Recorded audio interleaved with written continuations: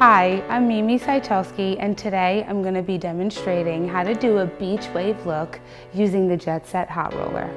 First, we're going to apply a heat protectant spray. Working that hair straight up on a 90 degree, you're going to start your roll about 2 inches from the end.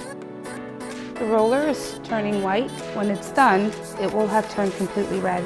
I'm just going to apply a very light, flexible working spray just to set them.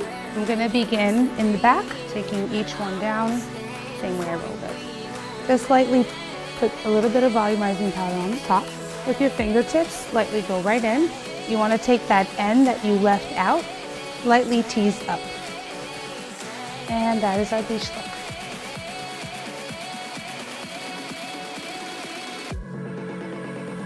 So for the second look, I'm going to be showing a top knot.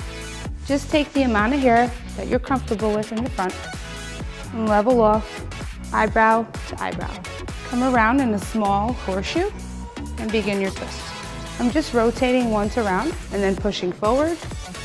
When you use the bobby pin, it's best not to put the flat side of the bobby pin in the scalp that way, but to turn it around and use the curved side of the bobby pin. So you got one going that way, and one pushing up towards. You can use the same format with the tips of your fingers as we did down here, up here. This is a way to just have a little fun with the hair because it's not really curled to the end. We left that end right out and it just looks effortless. I'm going to go in with a little bit more shine spray, giving it that beach look, a little bit of hold,